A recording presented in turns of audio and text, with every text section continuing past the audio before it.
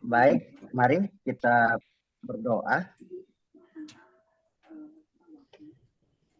Bapa di sorga, Bapa yang baik, Bapa yang kami panggil di dalam nama Tuhan Yesus Kristus Allah kami yang hidup, pada kesempatan yang baik pada malam hari ini.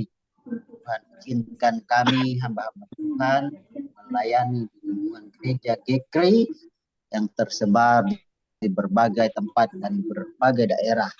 Malam hari ini kami dikumpulkan melalui media Zoom malam ini. Tuhan, tolong kiranya biarlah pertemuan kami malam hari ini benar-benar jadi berkat buat kehidupan kami, memajukan, menumbuhkan pelayanan pekerjaan Tuhan yang Tuhan percayakan kepada setiap kami hamba-hambamu. Berkati Pak Philip yang akan menjadi narasumber buat kami malam hari ini dalam seminar kepemimpinan. Biarlah hikmat dari Tuhan yang kau berikan kepada hambamu. Kami akan segera memulai seminar kepemimpinan malam hari ini. Dalam nama Tuhan Yesus kami berdoa. Amin. Amin. Ya. Amin. Terima kasih Pak Iman. Ya, terima kasih kepada Pak Hari dan juga Bapak Ibu yang memberikan saya kesempatan untuk belajar pada hari ini. Ya, jadi hari ini sekali lagi sifatnya hanya diskusi, kita sharing. Nanti saya akan menyampaikan sedikit. Nanti Bapak Ibu Saudara silakan untuk kita sama-sama memberikan masukan ya. Mungkin ada yang bertanya dan nanti yang bertanya Bapak Ibu Saudara boleh menanggapi ya. Jadi bukan saya tapi Bapak Ibu Saudara silakan menanggapi supaya diskusinya semakin luas ya. Karena saya menyadari bahwa saya sangat terbatas ya. Karena itu partisipasi Bapak Ibu Saudara ya sangat diharapkan untuk diskusi ini lebih bermanfaat. Topik pada hari ini adalah tentang komunikasi ya. Kita sudah sampai ke tema-tema atau pembelajaran-pembelajaran tentang kepemimpinan yang kesekian dan ini sudah sampai di tentang komunikasi. Kita memahami bahwa komunikasi itu tidak pernah lepas ya dari kehidupan setiap manusia. Dengan berbagai situasi pasti berkomunikasi, baik secara verbal ataupun nonverbal ya. Tidak selamanya komunikasi bisa dengan suara, tapi bisa dengan isyarat-isyarat atau apapun juga. Jadi itu menandakan bahwa pentingnya akan komunikasi itu. Terlebih-lebih kita sebagai hamba-hamba Tuhan, tentunya kita seringkali berkomunikasi. Dan karena itu kita akan mempelajari lebih jauh, kita sama-sama akan mendiskusikan tentang komunikasi ini. Saya permisi untuk share screen, ya ada beberapa hal yang kita akan baca.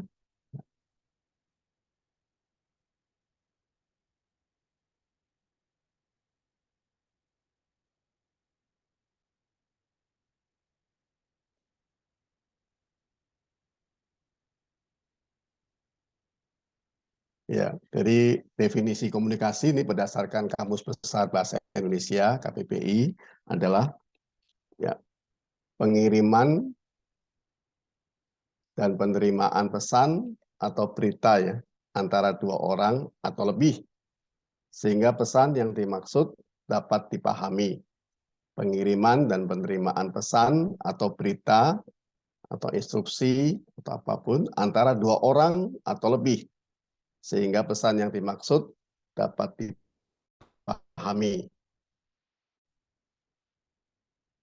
Ya, ada beberapa ahli yang turut berpendapat ya terkait dengan definisi komunikasi ini, tentu sangat banyak sekali dan kita akan memilih mungkin antara dua pandangan tentang komunikasi. Yang pertama menurut ya Gerald R. Miller, komunikasi terjadi ketika suatu sumber menyampaikan suatu pesan kepada penerima dengan niat yang disadari untuk mempengaruhi perilaku penerima. yang menyampaikan pesan ya dengan niat yang disadari untuk mempengaruhi perilaku penerima. Ini menurut Gerald R. Miller. Kemudian kita melihat pendapat yang lainnya, ya, menurut Raymond S. Ross, ya, komunikasi adalah suatu proses menyortir, memilih, dan mengirimkan simbol-simbol sedemikian rupa sehingga membantu pendengar membangkitkan makna atau respon pikirannya yang serupa dengan yang dimaksud komunikator. Ya, membantu pendengar untuk membangkitkan makna atau respon, ya, agar serupa dengan yang dimaksud oleh komunikator. Ini menurut Raymond S. Ross, dan tentunya banyak pendapat-pendapat yang lain, Bapak Ibu Saudara, ya. Bapak Ibu Saudara juga tentunya punya pendapat ya tentang komunikasi ini. Ya. Ya, berdasarkan pengertian KBBI atau Kamus Besar Bahasa Indonesia tersebut yang tadi itu, ya. Ini kalau menurut saya ini tujuan komunikasi adalah agar pesan dapat dipahami. Ya. Ini saya menitik beratkan berdasarkan pengertian KBBI tadi adalah bahwa tujuan komunikasi agar pesan dapat dipahami. Jadi bukan sekedar disampaikan, jadi sampai dipahami. Kadang-kadang ada sebagian yang terjebak di yang penting sudah disampaikan, ya, paham nggak paham kadang-kadang terabaikan, ya, yang penting sudah disampaikan. Nah, kalau menurut pengertian KBBI tadi itu, jadi bukan hanya sekedar disampaikan, tetapi sampai dapat dipahami. Pesan, instruksi itu dapat dipahami, ya, dapat diterima, dapat dipahami, diterima dan dipahami. Jadi bukan sekedar disampaikan. Ini, ya, nih diskusi kita pada malam hari ini adalah bagaimana pesan dapat dipahami. Ya, jadi bagaimana pesan bukan saja disampaikan, tetapi dapat dipahami. Bapak Ibu Saudara, seandainya ada suara saya nggak jelas atau putus-putus atau bagaimana, bisa nanti tolong di chat atau mungkin bisa diinstruksi, ya Bapak Ibu Saudara.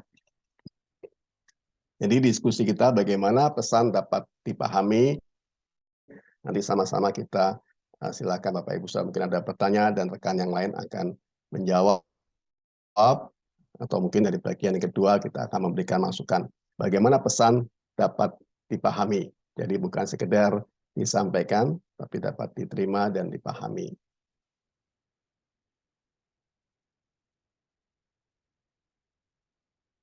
Bagaimana pesan dapat dipahami, ini tentunya ya bisa juga dibalik menjadi penyebab pesan tidak diterima. Ya. Tidak selamanya pesan itu diterima, tidak selamanya instruksi itu diterima. Ya, karena itu kita akan diskusikan pada malam hari ini. Karena komunikasi sangat luas, maka kita batasi, ya.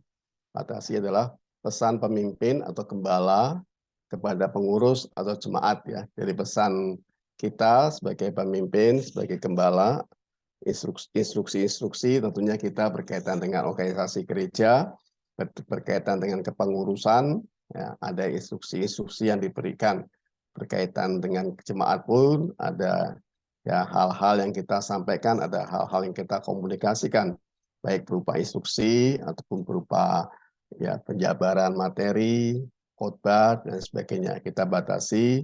Jadi bukannya pemimpin atau kita dengan keluarga, dengan pasangan, dengan anak, bukan, ya, tapi kita batasi antara pemimpin dengan, ya, pengurus atau dengan jemaat. Kita skopnya itu.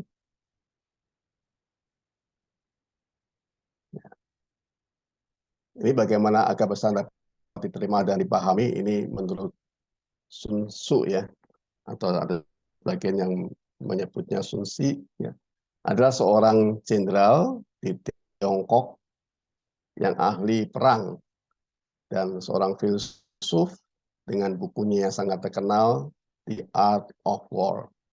Ya, mungkin Bapak Ibu Saudara sudah memahami ini, sudah mendengar tentang jenderal ini.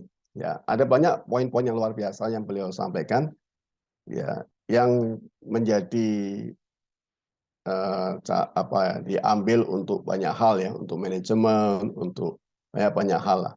Ya, di antaranya adalah kenali dirimu, kenali musuhmu, 1000 pertempuran, 1000 kemenangan. Ya, kenali dirimu, kenali musuhmu, maka 1000 pertempuran, 1000 kemenangan. Ini luar biasa nih, 100% ya Bapak Ibu Saudara ya.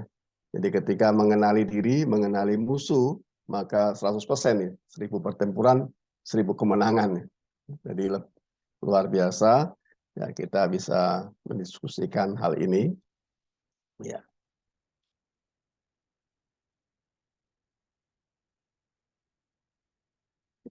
Jadi dari hal kenali dirimu, kenali musuhmu, 1000 pertempuran, 1000 kemenangan ini, ya saya uh, mencatat. Ya, yang pertama adalah instruksi atau ide atau pesan itu seyogyanya mudah dipahami, gitu ya. Yang pertama adalah, ya ada 3 hal. Yang pertama adalah itu mudah dipahami. Jadi instruksi itu akan sampai, akan diterima itu jika mudah dipahami.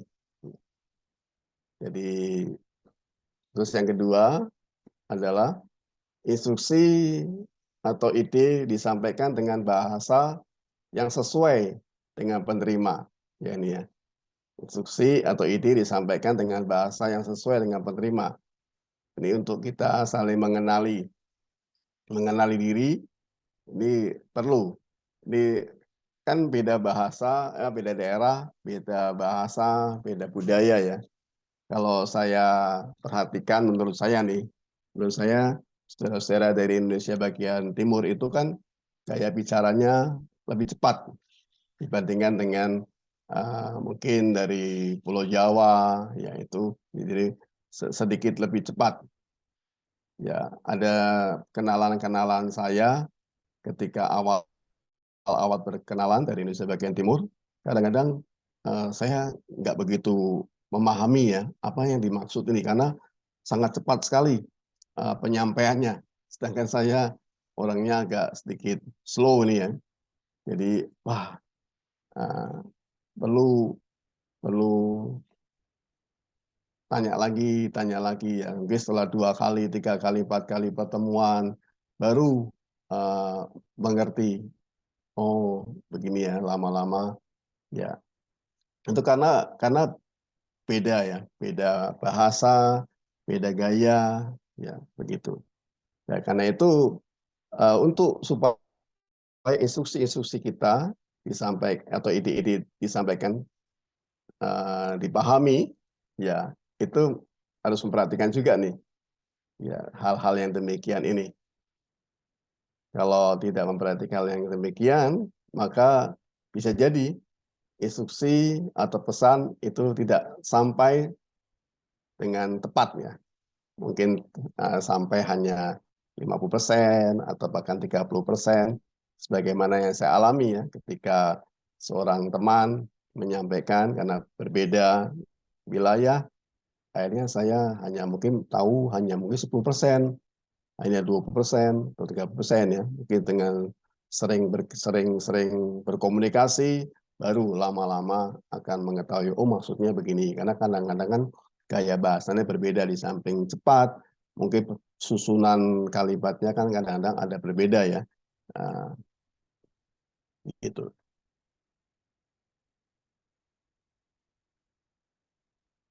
Nah, kemudian instruksi atau ide disesuaikan dengan level pendidikan. Ya, jadi disesuaikan juga dengan level pendidikan penerima. Ini bisa turun ataupun naik. Mungkin Bapak Ibu Saudara punya pengalaman-pengalaman ini, nanti bisa di-sharingkan atau mungkin bisa ditanyakan. Ya. Sebagaimana yang saya alami Bapak Ibu Saudara ketika kan saya ini ibadahnya kan lansia ya, lansia usianya sudah 70, 60 begitu ya. Dan juga memiliki beberapa keterbatasan-keterbatasan. Maka ketika menyampaikan instruksi, menyampaikan ide, itu ya disesuaikan. Menyampaikan khotbah pun disesuaikan. Satu, nggak bisa lama-lama, begitu ya. Nah, maksimal mungkin 30 menit sudah termasuk lama ya. Karena kan sudah lansia, kadang-kadang sudah memiliki keterbatasan kesehatan, sehingga mungkin hanya bisa menangkap 20 menit. Setelah itu kan sudah capek, sudah ngantuk, dan lain sebagainya. Jadi penyesuaian juga, terus juga di samping tempo, ya penyampaian juga gaya bahasanya dibikin sesederhana mungkin. Jadi tidak bisa bahasa-bahasa di perkuliahan ya diterapkan dalam ibadah lansia di tempat kami ya. Mungkin berbeda di tempat ibadah lansia di tempat-tempat yang lain, nanti berbeda juga di tempat kami kondisinya seperti itu. Sehingga perlu penyesuaian-penyesuaian. Ya. Itu eh, levelnya ya dibikin sedikit lebih turun, ya mungkin tidak begitu masalah. Tapi ketika levelnya naik, nah ini mungkin menjadi masalah ya. Ketika memberikan instruksi atau memberikan ide, pesan kepada orang-orang yang ya, levelnya lebih tinggi. Nah ini kadang-kadang kalau ya tidak dipersiapkan, maka bisa jadi uh, permasalahan. Ya. Saya punya pengalaman juga ketika sewaktu siang bincang-bincang dengan seorang jenderal di kantornya. Ya, waduh ini levelnya jauh di atas saya gitu ya. Bagaimana untuk komunikasinya ini? Memang satu perlu kehati-hatian ya, karena kan lawan bicaranya kemudian disesuaikan. Ya, waktu itu yang saya lakukan adalah saya banyak mendengar ya.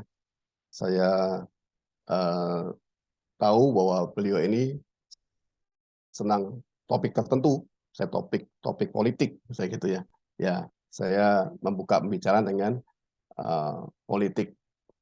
Beliau menyampaikan banyak hal. Padahal saya waktu itu datang bukan menyampaikan politik, saya akan menyampaikan untuk mengajak beliau bergabung di STT HIM. Ya, ya, tapi ya membuka pembicaraan dengan apa yang beliau sukai. Maka beliau cerita banyak hal, begitu nyaman, dan waktu juga sudah cukup lama, tapi saya hanya butuh waktu, mungkin kira-kira 10 menit, untuk saya bisa menyampaikan ide saya. Ya, dan bersyukur ya ketika menyampaikan ide, ya beliau menerima ya, karena sudah merasa nyaman, ya beliau sudah merasa senang, ya maka ketika menyampaikan ide itu beliau bisa terima. Dan kita mengetahui bahwa Pak Ketum ini memiliki kepiawaian yang luar biasa berkaitan dengan komunikasi ya. Mungkin Bapak Ibu sudah mengetahui ya. Jadi saya banyak belajar dari Pak Ketum. Mungkin saya baru bisa 1%-nya barangkali Bapak Ibu saudara ya. Beliau ini bisa berkomunikasi dengan berbagai level, bahkan level-level yang tinggi-tinggi sudah hal yang biasa, dan beliau cukup mudah untuk menyampaikan gagasan, ide-idenya kepada level-level yang tinggi sekalipun, level-level pemerintah, itu demikian.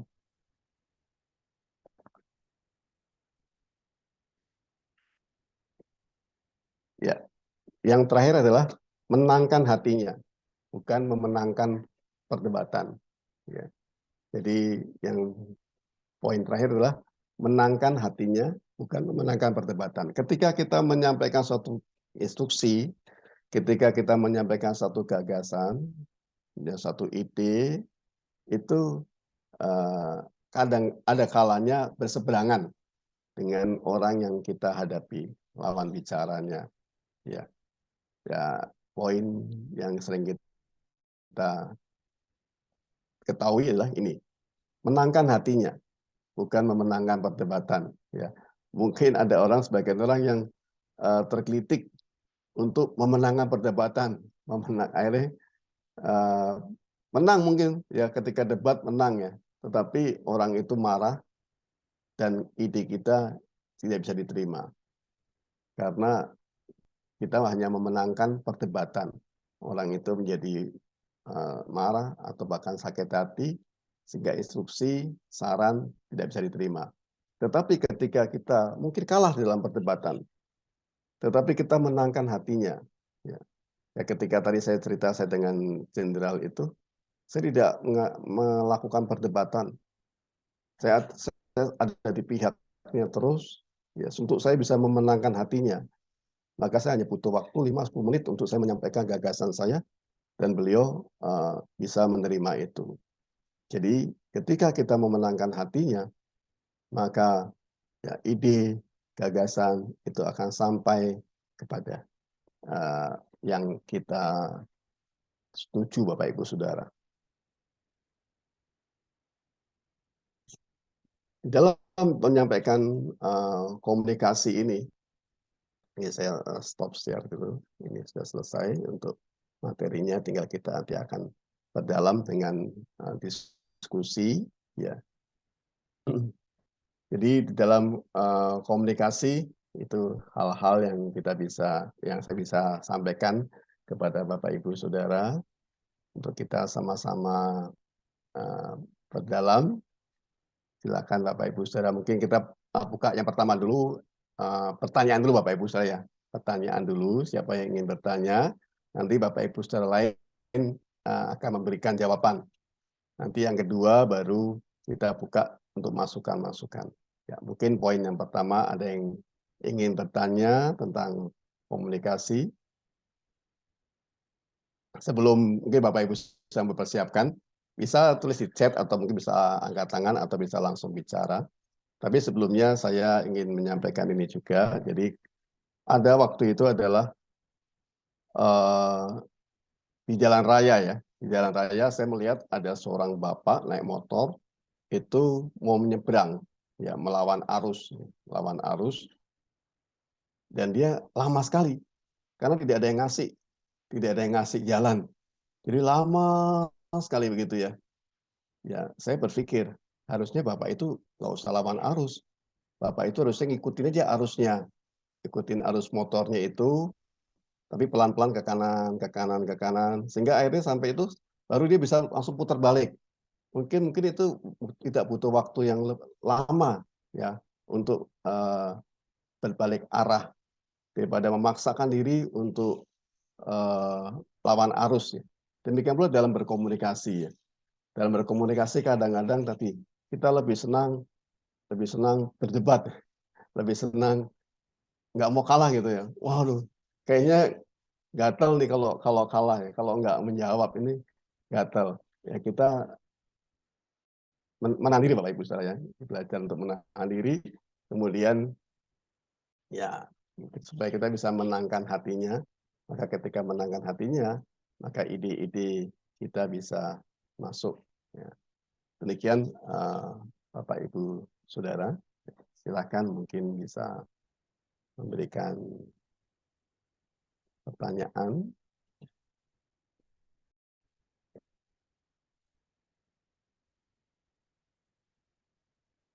Karena Pak Liman sepertinya harus lebih dulu meninggalkan kita karena ada acara. Mungkin yang pertama saya minta barangkali Pak Liman bisa memberikan tambahan tanggapan. Silakan Pak Liman. Terima kasih Pak Philip. Ternyata jam 8 Pak Philip, jam 8 kurang seperempat saya lihat di jadwalnya. Ya. Setengah 8 lebih, nggak apa-apa. Tapi saya tanyakan komunikasi itu tergantung apanya ya. Kadang-kadang kita punya suara keras gitu Pak ya.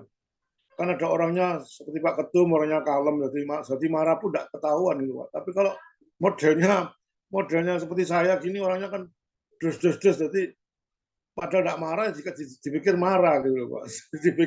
Dipikir apa?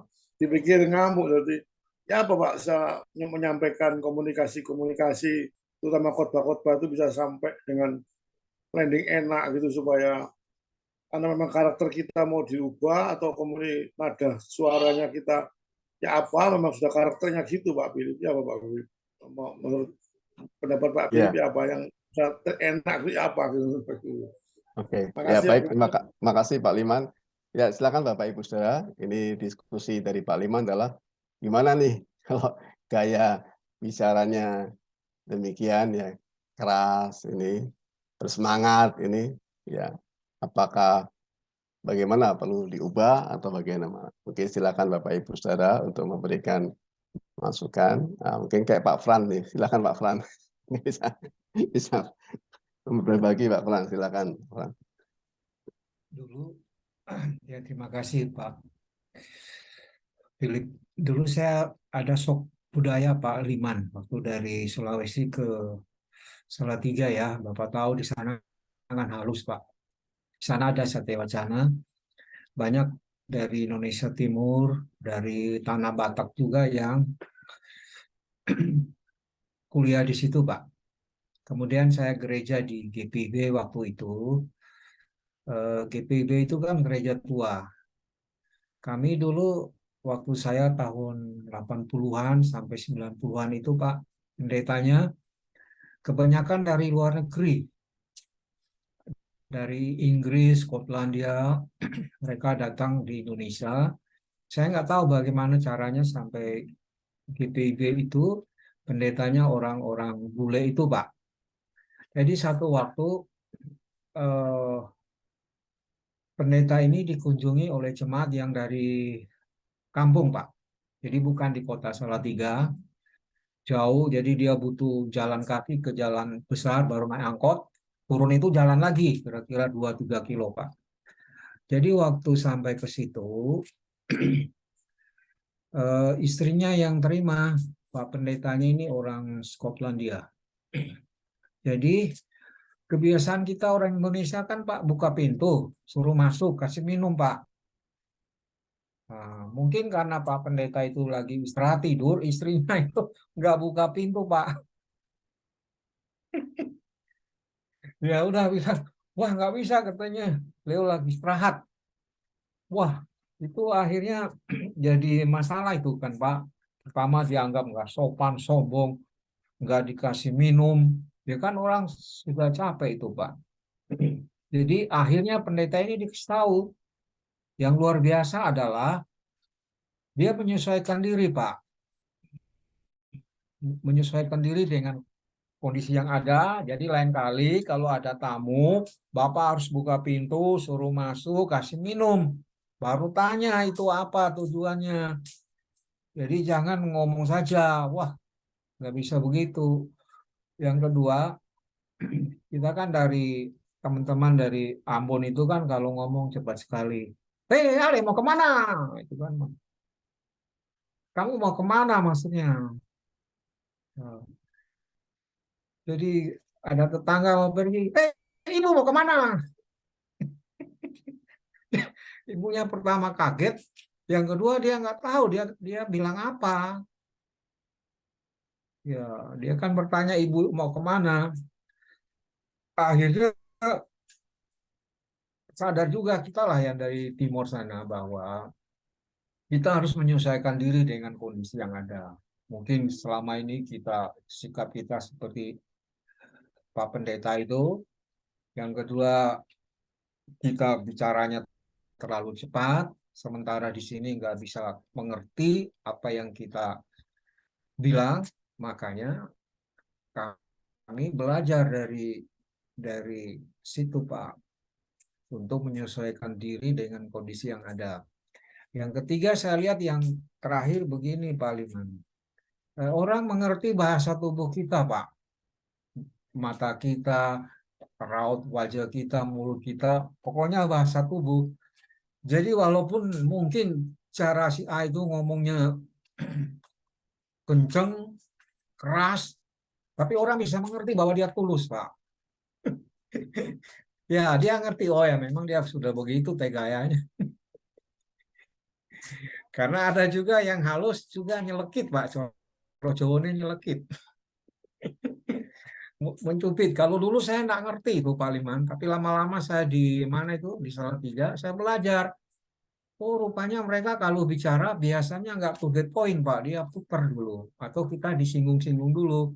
Ya, saya masih bodoh, nggak mengerti. Kita kan sudah biasa to the point.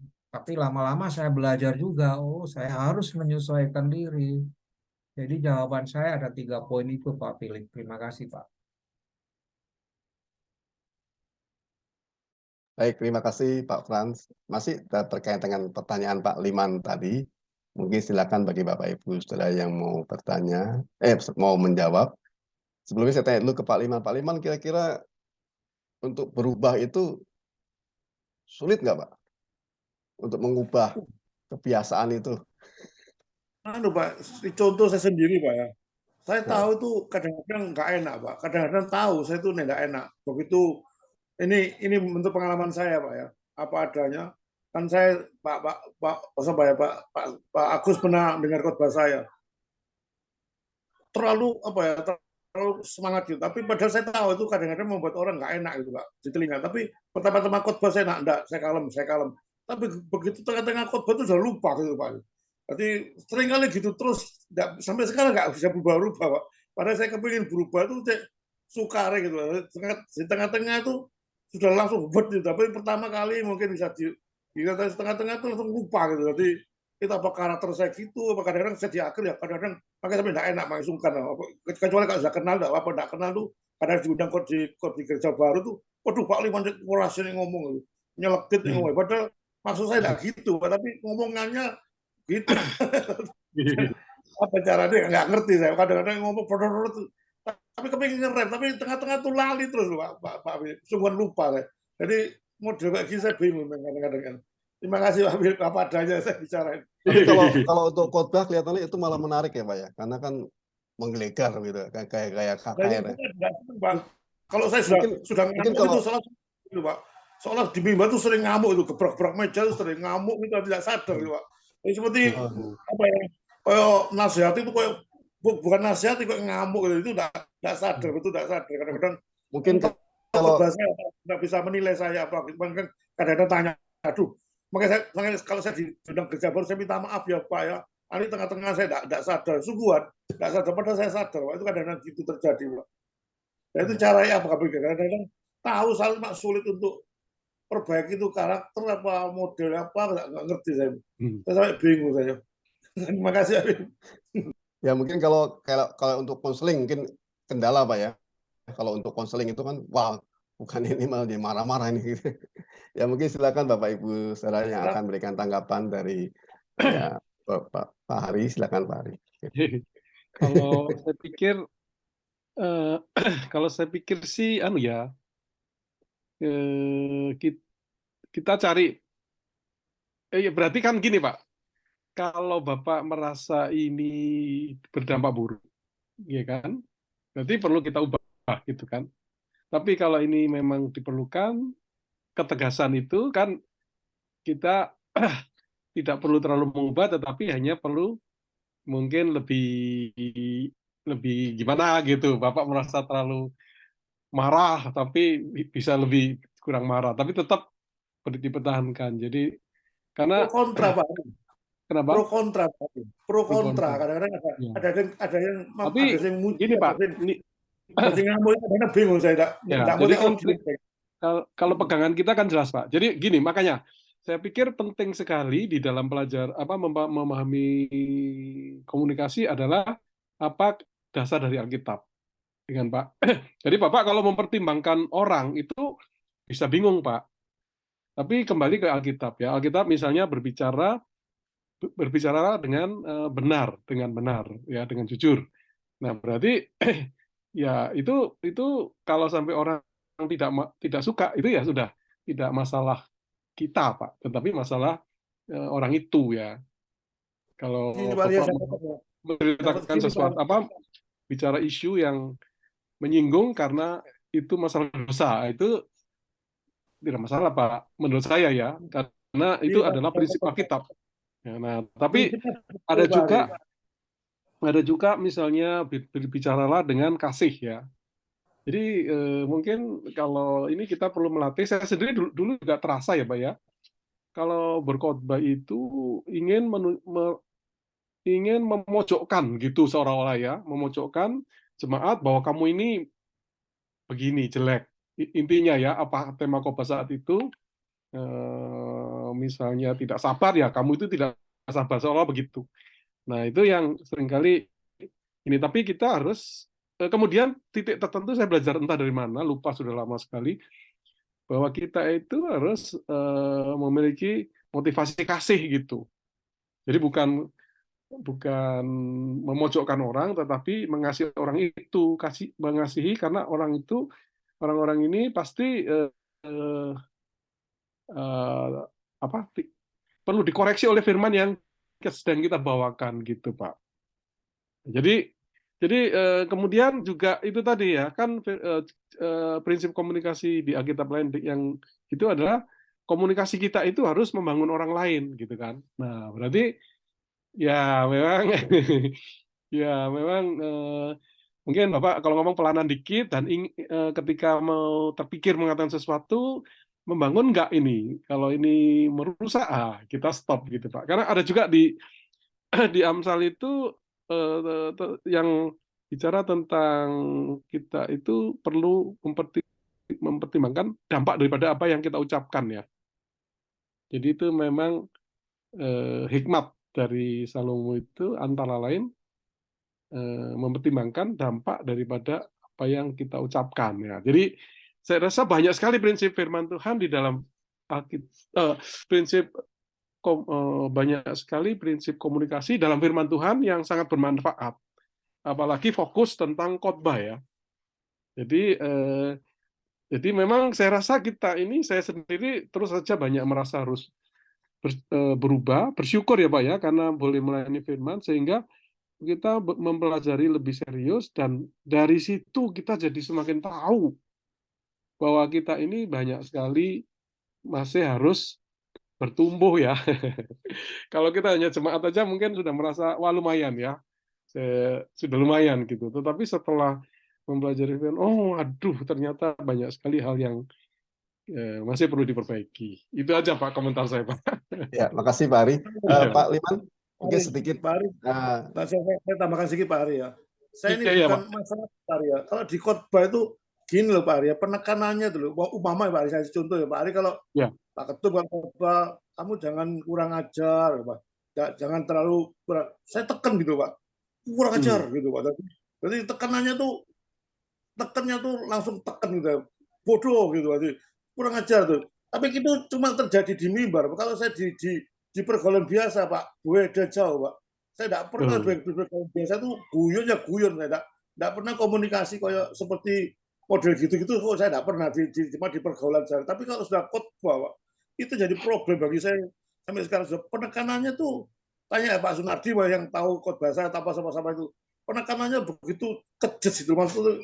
Yeah. Apalagi Surabaya lagi saya kalau orang kampung Pak, tadi ngomongnya lebih enak gitu Pak. Mungkin Pak kalau bisa direkam terus saya rekam, saya pelajari. Oh ya memang kadang-kadang terlalu gitu, tapi maksudnya tuh mau tengah-tengah tuh nggak bisa, direm tuh angel Pak. Rasanya gas terus cuas itu. Ya Pak Liman, sedikit ini ya yang saya menanggapi. Jadi memang perlu dibedakan, ada dua ya. Satu adalah penyampaian, yang kedua adalah isi penyampaian. Ya, jadi penyampaian dan isi yang kita sampaikan. Berarti kalau misalnya soal penyampaian kan Pak Liman beruntungnya sudah menyadari nih, ini lebih enak. Yang bahaya kan kalau tidak menyadari nih, orang berkata begini nggak menyadari itu sulit sekali. Tapi kalau menyadari tinggal bagaimana. Kalau memang Pak Liman ada rencana untuk sedikit mengubah, ya perlu latihan memang Pak. Butuh latihan. Nah tadi yang Pak Hari sampaikan sangat tepat untuk merekam ya. Saya juga tadi berpikir sama, direkam. Dari rekam itu kita bisa mengevaluasi Pak. Oh bagian mana yang masih kadang-kadang kalau terlalu cepat kan pesan nggak dipahami, Pak, gitu ya. Terlalu cepat, pesan tidak dipahami. Akhirnya kan sia-sia juga, Pak Liman udah ngomong capek-capek. Bahkan mungkin karena suaranya keras kan butuh tenaga dan sebagainya, tapi nggak masuk gitu. Ya karena cepat, karena terlalu ini. Jadi perlu latihan, tapi bersyukurnya sudah menyadari itu ya. Terus kalau masalah isi, ya memang kalau memang contohnya kalau masalah kayak dosa. Kayak dosa kalau penyampaiannya lemah lembut sama dengan penyampaian garang kan lebih mantep garang sepertinya begitu, Pak. Jadi memang untuk hal-hal tertentu dibutuhkan, Pak, penekanan begitu ya, apalagi untuk hal yang khotbah. Tapi memang kalau untuk kayak konseling, itu memang agak nggak bisa kalau kita dengan penekanan yang keras, nanti orang jadi takut dan lain sebagainya. Itu mungkin Pak Lema masih ada waktu sekian menit bersama dengan kita. Silakan mungkin ada Bapak Ibu Saudara yang akan menanggapi berkaitan dengan pergumulan Pak Liman ini. Cuma pesan saya sih itu Pak ya, latihan dan butuh waktu terus menerus sih. Silakan mungkin Pak Liman sampai jam 8 kurang mungkin masih sebelum kita pindah. Mungkin ada Bapak Ibu yang akan memberikan tambahan. Ya. Pak Ketum, silakan Pak Ketum. Ini Pak Ketum sangat piawai. Silakan Pak Ketum. Halo Pak Philip, mohon maaf baru Ya. masuk belum lama karena masih ada beberapa hal. Jadi saya kira kita mesti kembali ke basicnya dulu, komunikasi ya. To communicate bahasa Inggrisnya. Artinya kita sedang berbicara kepada orang lain. Bisa satu orang, bisa lebih dari satu orang, dan bisa dengan banyak orang. Jadi kita jangan campur adukan dengan ketika kita di mimbar, dengan ketika kita sedang berbicara non formal. Kalau di mimbar kan formal. Ya, kalau untuk non formal, kita komunikasi itu kan intinya kita sedang menyampaikan pesan. Kita sedang katakan menyampaikan gagasan. Kita sedang menyampaikan usul. Atau mungkin kita sedang mengkritik sesuatu. Atau kita sedang menggali dengan teman atau lawan bicara kita. Menurut saya, kita mestinya menjadikan diri kita itu seperti lawan bicara kita. Kalau kita bicara sama orang Jawa, jadilah orang Jawa. Ya, mulai dengan salamnya, lemah lembutnya.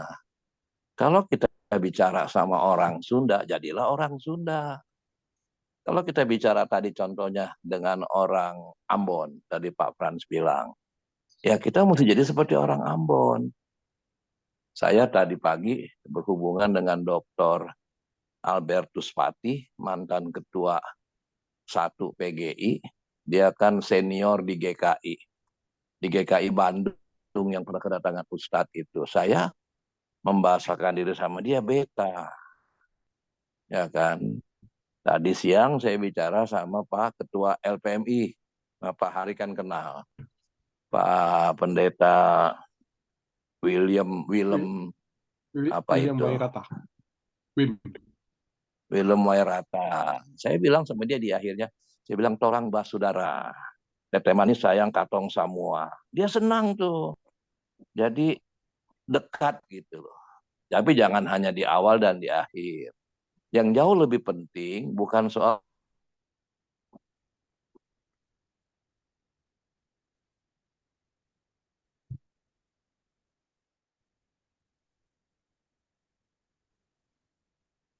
Suaranya terputus ya, atau hanya saya Bapak Ibu? Tidak kedengeran. Terputus, Oh ya, terputus. oh ya, Terputus, nanti kita, terputus. ya mungkin sinyal.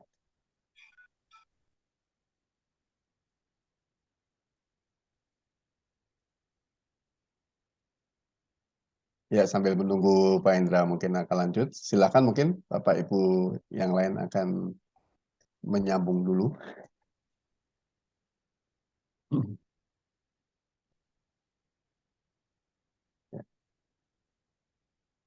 Ya, jadi inti dari Pak Indra tadi, seperti bagaimana arti dari komunikasi adalah yang penting dipahami ini, dipahami. Jadi tidak hanya sekedar disampaikan, tapi dipahami. Karena itu anjurannya adalah untuk kita mengecek kembali instruksi-instruksinya, apakah sampai, apakah dipahami, jadi dicek ulang. Ya, ini Pak Hendra sudah bersama kita kembali. Silakan Pak Ketum, tadi terputus.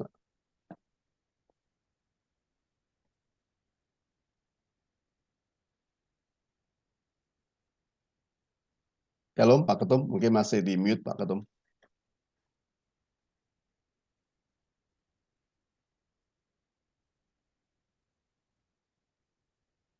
Ya, kita nanti menunggu Pak Ketum lagi. Jadi kita perlu mengecek kembali instruksi, ya, misalnya kita memberikan instruksi kepada pengurus, itu apakah penyampaiannya itu betul 100% atau 50% atau bahkan tidak sampai, ya, atau mungkin malah sebaliknya ya, kita ngomongnya ke selatan ternyata yang diterima adalah ke utara, bertolak belakang. Karena itu perlu dicek kembali pesan itu, instruksi itu supaya tepat untuk dilaksanakannya. Ya, Pak Ketum masih di mute, silakan kalau mau menyambung Pak Ketum. Ya, jadi kira-kira seperti itu. Kalau kita bicara lebih dari satu orang di antara kumpulan satu orang tertentu, kita harus merubah diri kita dengan lawan bicara kita yang mayoritas. Tapi kalau beraneka ragam, tentu kita harus punya standar di mana kita. Jangan kita memakai gaya kita. Nanti kerugiannya atau akibat negatifnya, pesan yang kita mau sampaikan atau informasi yang kita mau dapatkan nggak berhasil. Nah, itu satu. Yang kedua, kalau dalam berkhotbah itu lain lagi menurut saya masalahnya. Makanya setiap pengkhotbah itu harus betul-betul belajar tentang homiletika, ilmu berkhotbah. Karena tidak seperti kita berkomunikasi biasa. Ya, ada waktunya kita mungkin harus agak sedikit keras, ada waktunya agak sedikit memelas, ya, ada waktunya mungkin kita bicara dengan pelan, ada waktunya menggelegar. Itu tergantung konteks yang sedang kita sampaikan. Kalau kita dari awal sampai akhir ngomongnya keras terus, saya pernah tuh ketemu dengan satu orang, saya nggak mau ke gereja situ Pak. Pendetanya kalau khotbah marah-marah terus. Padahal bukannya marah. Memang seperti itu. Nah, itu kan rugi. Pesannya pasti tidak sampai. Nah, ini yang perlu memang kita semua untuk semakin mendalami bagaimana kita memantapkan homiletika. Karena kalau enggak kan sayang. Saya kasih contoh yang berhasil nih. Seperti misalnya kita ngomonglah Yakub Nahwai almarhum. Dia orangnya tidak lucu-lucu amat. Tapi komunikasinya bagus, saya harus akui lah. Jadi orang tuh 2 jam, 3 jam nggak bergeser. Enak dengernya.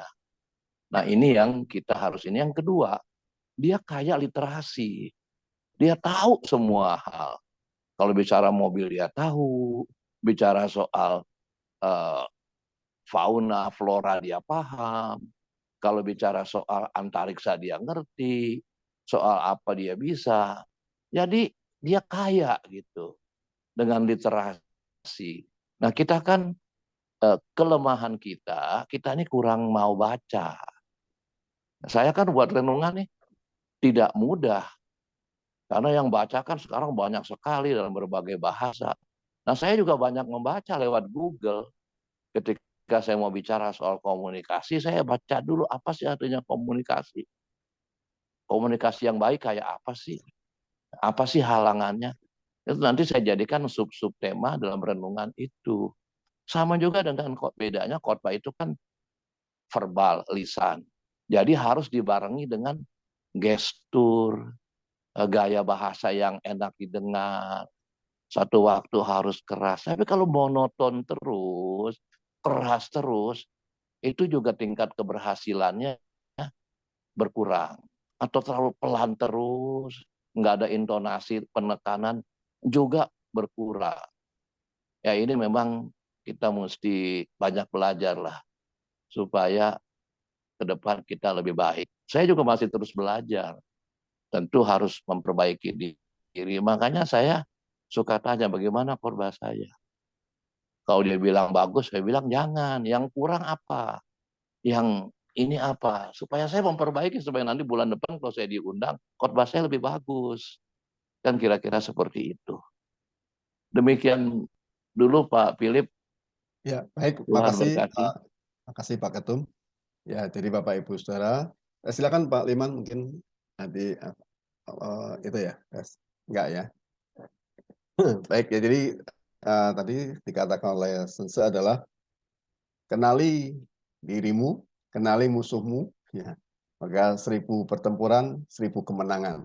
Jadi memang kita perlu terus-menerus mengenali diri kita. Siapa kita, bagaimana kita, apa yang kita, ya. Terus juga kenali lawan bicara kita. Sesuaikan, ya, baik untuk kita turunkan levelnya, ataupun kita naikkan levelnya. Tadi Pak Ketum menyampaikan untuk kita menaikkan levelnya dengan banyak literasi, banyak membaca, banyak mendengar, dan sebagainya, supaya kita bisa tahu ya, situasi. Seperti yang saya sampaikan ketika saya bicara dengan seorang jenderal, beliau sangat senang dengan politik, ya maka saya nggak begitu tahu politik, saya cuma menyampaikan satu kata aja, satu kalimat aja, Pak, bagaimana menurut Bapak tentang politik Indonesia? Langsung beliau menyampaikan tuh kira-kira 1 jam lebih dan sebagainya. Ya, jadi kita memahami siapa lawan bicara ini, yang supaya kita bisa memenangkan hatinya, bukan memenangkan perdebatan. Silakan Bapak Ibu Saudara, mungkin masih ada yang bertanya. Nanti kita akan masuk sesi kedua untuk memberikan masukan-masukannya. Tapi kita masuk sesi pertama dulu. Satu lagi barangkali ada yang bertanya. Nanti pertanyaan-pertanyaan ini Bapak Ibu Saudara silakan untuk memberikan jawabannya. Ya.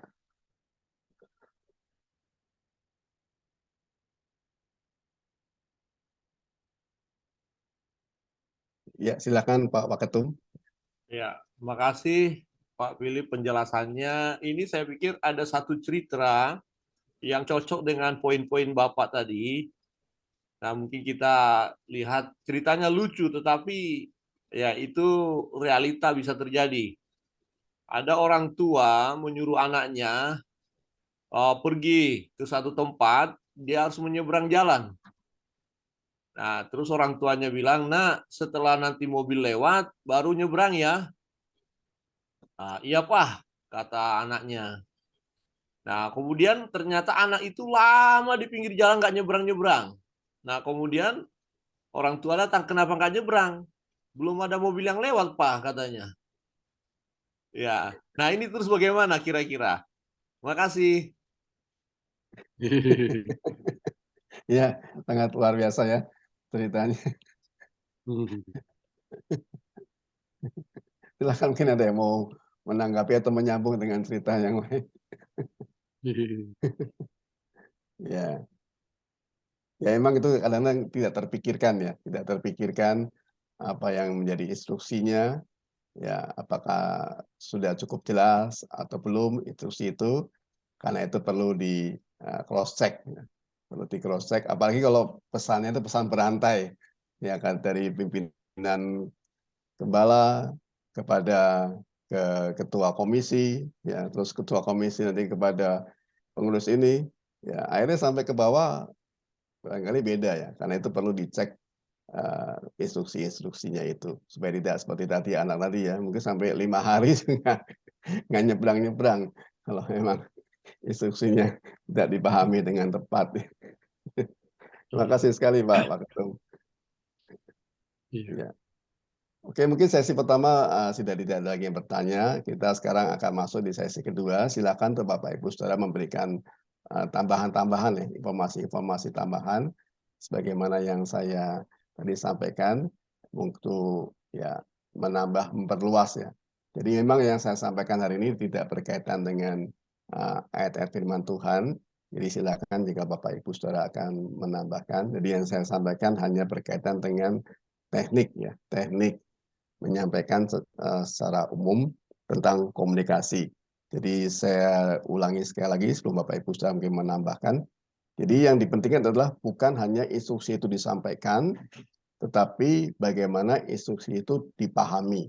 Ya, bukan hanya disampaikan, bukan hanya diterima, tapi dipahami. Ya, seperti cerita dari Pak Ketum sampaikan, karena kalau tidak dipahami, maka terjadi kekeliruan, bahkan bisa terjadi perselisihan dan selanjutnya. Karena itu perlu dipahami, sampai dipahami. Nah, bagaimana memahami? Tadi berkaitan dengan 3 hal ya. 1, sesuaikan dengan budayanya, sesuaikan dengan gaya bahasanya, sesuaikan juga dengan level pendidikan dan level sebagainya. Jadi kita mengenali diri kita dan mengenali lawan bicara kita sehingga kita bisa menyesuaikan. Ya. Baik, silakan mungkin Bapak Ibu sudah ada yang akan memberikan tambahan, masukan, saya persilakan.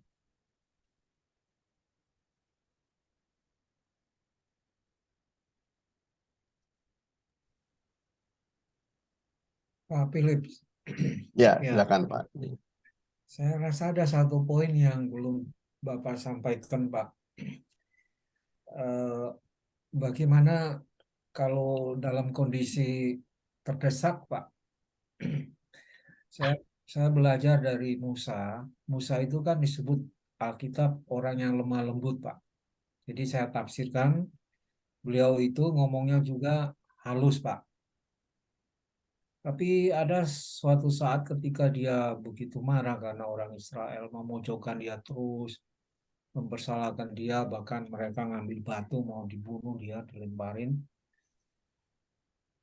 Tuhan kan suruh cuma bicara ke batu itu, batu keluarkan air. Lalu air akan keluar. Tapi karena dalam kondisi yang marah, dia lepas kontrol, Pak. Kita ingat cerita itu kan dia ambil tongkatnya, dia pukulkan batu itu, Pak. Yeah. Sambil marah. Hei kamu keras kepala, kurang ajar. Lihat ini, pasti airnya keluar ya, hantam batu itu kan dengan tongkat. Memang air keluar. Tapi kan kita lihat di situ bahwa dia ditegur. Tuhan berkata, engkau tidak menghormati hadiratku. Ya, saya lama berpikir soal kata-kata Tuhan itu. Ternyata di hadapan Tuhan, Musa kan mengambil alih berdasarkan kedagingannya itu, Pak. Marah, didesakan. Jadi menurut saya ada satu hal yang penting dalam komunikasi itu, Pak. Penguasaan diri, Pak. Ya, penguasaan diri. Apalagi kita seperti di gereja dengan banyak karakter jemaat itu, Pak. Kan ada yang bagus, nurut. Tapi ada yang juga nakal kan, Pak. Dia selalu mempersalahkan pendetanya, Pak. Oh, coba kalau kita pendeta nggak belajar penguasaan diri kan, wah bahaya gitu kan, Pak. Kita bisa marah. Ya. Dan kalau sudah marah, pendetanya pasti dicerita keluar yang jelek, Pak. Dipersalahkanlah pendetanya. Jadi satu hal menurut saya, masukan saya adalah dalam hal komunikasi itu, penguasaan diri itu sangat penting, Pak. Kalau memang kita nggak bisa menjawab dengan baik, ya menurut saya akan bilang, mohon maaf Pak, saya belum bisa menjawab apa yang Bapak sampaikan atau keluhan Bapak. Mohon maaf, saya mau berdoa dulu ya, saya pikir dulu. Ya, maafkan saya Pak kalau sekarang Bapak belum bisa mendapat jawaban. Ya, menurut saya itu Pak, masukan saya satu Pak. Terima Ya, kasih. terima kasih Pak Frans ya. Terima kasih, sangat ini ya, berkali sekali untuk kita penguasaan diri Bapak Ibu Saudara ya. Jadi itu ya, supaya kita tidak terjebak di dalam suatu perdebatan, satu perbantahan. Mungkin walau seandainya betul pun ya sudah kita tadi ya. Yang penting adalah memenangkan hatinya, bukan memenangkan perdebatan. Karena itu kita perlu penguasaan diri nih. Terima kasih sekali Pak Frans. Ya. Silakan mungkin Bapak Ibu Saudara akan tambahkan poin yang lain. Pak Iman nih, silakan Pak Iman. Pakar komunikasi nih.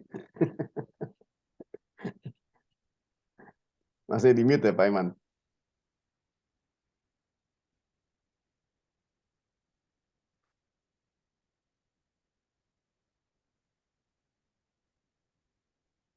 Masih di mute ya. Ya, baru kedengaran ya? Nah, kedengaran Pak. Sudah kedengaran ya? Iya. Baik, terima kasih Pak Philip berkaitan dengan apa yang telah Bapak sampaikan tadi. Ada dua hal yang Bapak maksudkan berkaitan dengan komunikasi. Yang pertama itu bagaimana maksud kita tersampaikan, dan tidak hanya tersampaikan, tapi apa yang kita bicarakan itu, kita komunikasikan itu dipahami. Nah, saya malam hari ini mau nanya justru. Mau nanya. Tadi sudah disinggung juga sedikit oleh Pak Frans ya, berkaitan dengan jemaat. Ya, kalau saya tangkap jemaat ini kira-kira hampir mirip-mirip lah dengan jemaat di kita di sini begitu. Taunya hanya mau nilai, menyalahkan begitu ya, menilai, menyalahkan gembala. Nah, saya mau bertanya nih Pak. Di sini kan kita sudah sampaikan nih maksud kita, kan? Kita ini harus begini. Maksudnya kamu tuh harus begini. Ini udah kita sampaikan ini. Yang jadi pertanyaan saya adalah, apakah mungkin apa yang kita sampaikan itu tidak dipahami dia? Nah, merujuk ke cerita ilustrasi yang disampaikan oleh Pak Agus tadi. Begitu. Tetapi sepengetahuan saya begitu, apa yang saya sampaikan itu dia pahami. Itu. Dia pahami apa yang saya sampaikan. Jadi yang saya ingin tanyakan, kenapa dia tidak mau melakukannya? Kalau yang tadi itu kan mungkin saja, yang Pak Agus ceritakan tadi, mungkin saja dia salah menafsir perintah bapaknya. Kalau nanti setelah mobil lewat baru kamu nyebrang. Begitu ya. Nah, sekarang apa yang saya mau maksudkan ini, saya sudah beritahu begini, tapi kenapa ini tidak dilakukan gitu? Apa sebabnya? Gitu Pak Philip. Oke, baik, terima kasih. Apa penyebabnya gitu? Apa komunikasi yang seperti apa lagi sih? Begitu. Terima kasih Pak Iman. Ya, silakan Bapak Ibu Saudara untuk Ya. memberikan tanggapan berkaitan dengan bahan diskusi yang Pak Iman sampaikan nih. Sudah disampaikan, ya. Ya, silakan Bapak Ibu.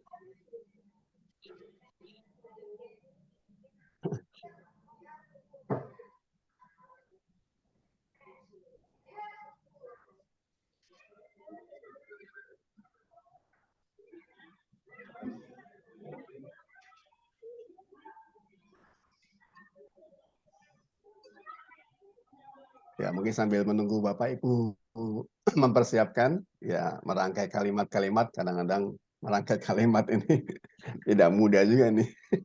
Sedikit Pak Philip. Ya, silakan Bapak Ketum. Kadang yang terjadi ini pengalaman juga, kita pikir kita sudah benar menyampaikannya. Kita pikir orang itu sudah mengerti. Ternyata dia belum mengerti. Ya, jadi kembali ke kita. Kadang-kadang kita yang udah mantap begitu. Jadi kita masuk dari konsep kita. Jadi kita tidak datang dari dirinya. Akhirnya gagal orang itu melakukan. Itu seringkali terjadi. Tapi kita bilang kan sudah paham betul. Pahamnya dari kita masalahnya, bukan dari dia. Nah, jadi kalau begitu berarti kita salah yang menyampaikan. Itu kemungkinan pertama. Karena kita nganggap semua sama. Nah, itu terjadi. Apalagi kita menghadapi jemaat yang banyak, tidak sama cara pandang mereka. Ya, jadi perlu lebih mengenal mereka dan kita coba cek kembali apa yang kita sampaikan itu tepat enggak kepada orang ini. Nah, seperti itu. Sama seperti penjelasan Pak Philip tadi. Sepertinya menarik sekali itu ya. Makasih. Sedikit saja Bapak Iman. Makasih Pak Waketum. Silakan Bapak Ibu yang lain akan memberikan tambahan. Ya. Bisa juga masalah emosi ya. Jadi kalau dia tidak ada emosi yang positif terhadap gereja atau terhadap Pak Imam, ya dia mengerti tapi tidak mau melakukan dengan sengaja atau tidak terlalu sengaja tetapi kurang peduli gitu Pak. Saya rasa memang nggak mudah sih. Ini tergantung apa yang dikomunikasikan tadi ya Pak ya. Tapi salah satu kemungkinan adalah menurut saya ya itu adalah itu tadi dia tidak punya istilahnya engagement dengan gereja. Jadi gereja bilang apa, Bapak mewakili gereja bilang apa, saya ngerti ya apa peduli saya, kira-kira begitu Pak. Jadi memang beban kita adalah menjadikan jemaat ini memiliki ikatan emosi yang positif dengan gereja, sehingga ya dia bahkan mungkin kalau dia kurang paham dia bisa tanya lebih lanjut karena dia antusias ya. Tapi kalau tidak kan angin lalu gitu bagi dia. Macam-macam sebab sih Pak ya, nggak tahu apa yang case-nya itu, tapi itu adalah salah satu kemungkinan menurut saya. Ya, makasih Pak Hari. Ya, mungkin ada juga tambahan begini Pak Iman. Jadi satu bisa juga berkaitan dengan levelnya nih. Kira-kira dia bisa melakukan atau tidak nih? Ya, kalau emang tidak bisa melakukan, perlu pendampingan. Ya, perlu pendampingan. Tapi kalau emang dirasa bisa, ya sudah. Tapi ya kita ya perlu pendampingan satu. Terus kedua, perlu juga diketahui setuju nggak sih dengan ide kita ini. Nah, kalau nggak setuju, nah ini yang nanti saya katakan itu, kita perlu memenangkan hatinya ini. Kalau memang dia nggak setuju, ya kalau dia nggak setuju, kita tanya dulu alasannya kenapa, kita tahu kan. Tapi yang penting adalah memenangkan hatinya. Ya, tadi saya cerita yang berkali-kali dengan seorang jenderal itu juga saya tahu bahwa yang saya sampaikan ini adalah sependapat dengan beliau. Cuma bagaimana saya mengkomunikasikannya ini? Ini kan saya nggak bisa langsung, Pak, saya punya ide yang sama dengan Bapak nih. Nanti pasti bilang, siapa kamu? Level kita beda jauh. Bilang bisa gitu kan. Ya, tapi akhirnya kan saya dengerin dia dulu cerita 1 jam lebih untuk saya bisa memenangkan hatinya. Sehingga saya hanya perlu waktu 5-10 menit untuk menyampaikan gagasan itu. Jadi memang seperti itu. Tambahan dari saya, satu adalah berkaitan dengan kenapa dia nggak setuju, kita perlu menenangkan hatinya, atau mungkin dia setuju tapi nggak bisa melakukannya karena mungkin kesulitan levelnya, ya kita perlu pendampingan. Ya ini sementara tambahan begitu. Mungkin Pak Iman bisa tambahkan lagi, silakan Pak Iman. Iya, jadi dari apa yang Pak Philip dan Pak Waketum dan juga Pak Hari telah sampaikan, saya mengambil satu kesimpulan seperti yang dititik beratkan oleh Pak Philip tadi. Memang di sini sepertinya mesti menangin hatinya kali. Menangin hatinya. Tapi sudah berusaha menangin hatinya. Ini saya kasih contoh lah masalahnya itu. Tadi kan saya ngambil ini dari permasalahan juga yang mungkin dihadapi oleh Pak Frans, ya kan? Nah, contohnya begini. Kita dari kebiasaan dalam ibadah. Kita ibadahkan, memuji Tuhan, tepuk tangan, sukacita. Nah, dia nggak suka tuh. Gitu. Dia nggak suka. Kenapa sih harus tepuk tangan? Gitu. Kenapa harus tepuk tangan? Nah, lalu yang berikut. Ini sudah saya skor ceritanya nih. Sudah saya peringatkan ini. Iya, saya agak keras. Saya sudah skor dia ini. Cuma sekolah, Pak Iman, saya pikir di sekolah yang ada di skor, di gereja juga ya, Pak. Skor, iya, saya skor. Gitu. Tidak boleh melayani, tapi dia sekeluarga sendiri yang minta. Masukkan kami lagi dong, Om. Jadwalin lagi kami dong, Om. Begitu. Nah, jadi semester ini saya jadwalin lah. Dikasih 2 kali saja semester ini. Mereka sudah dijadwalin. Dua kalinya mereka tidak melaksanakan tugasnya. Gitu. Saya pernah cerita ini sama Pak Ketum. Satu hal lagi, di ibadah itu kan kalau habis ibadah, kita kan mengajak jemaat berdiri, tadahkan tangan ke atas, terimalah berkat. Ya toh? Nah, dia waktu kita ajak berdiri, dia malah duduk. Duduk dia, yang tadinya diri, kita buat begitu, dia duduk. Iya. Saya pikir-pikir, ini mau diapain? Ya, tinggal 1 langkah lagi saya mau bilang, kau jangan ikut saya lagi dah. Gitu. Nah, jadi begitu Pak Philip. Saya sudah berusaha sampai saya bilang kamu tuh coba. Saya panggil pernah. Belum lama ini saya panggil suami istri. Saya tuh berusaha ngangkat kamu. Supaya kamu dihargai. Justru ini bukan jemaat biasa ini. Orang yang pernah melayani. Nah, itu. Tapi gagal. 2 kali pelayanannya ditinggalkannya. Nah, sempat sudah tidak ibadah. Gitu. Lalu ada keluarganya yang sudah beribadah di kita. Ajak ibadah di kita. Nah, saya bilang kalau memang dia mau nggak apa-apa, silakan. Nah, jadi selama beberapa tahun ini saya pusing ngurus dia, gitu. Pusing seperti Pak Frans tadi bilang, kok dia sepertinya nyalahin kita ini salah. Misalnya kita model liturgi kita salah, itu liturgi kita itu salah menurut dia. Kenapa harus jingkrak? Kenapa harus? Nah, iya, saya ini kan tipenya Injili karismatik. Jadi ibadah saya suka cita, enggak mau saya diam-diam mau begini enggak bisa. Gitu. Jadi saya masa harus ngikut dia, yang lain semua enggak. Jemaat yang lain semua ikut, dia enggak. Gitu, Pak.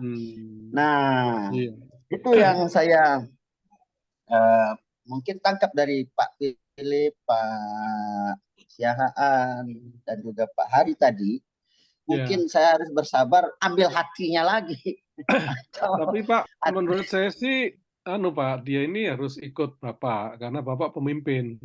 Jadi, titik tertentu, Bapak harus tegas saja. Di sini seperti ini. Ya kan? Ini posisinya bukan masalah komunikasi lagi nih Pak. Ini ini nggak gampang keputusan nih ya Pak Pak ya. orang ini, kan? Iya. Ini lebih baik Nah, kita makanya tidak tadi berharap banyak pada orang ini. baik Pak. Nah, ini saya sudah dapat ini. Saya memang lagi nunggu saran apa gitu untuk Ya, orang ini. Gitu. ya.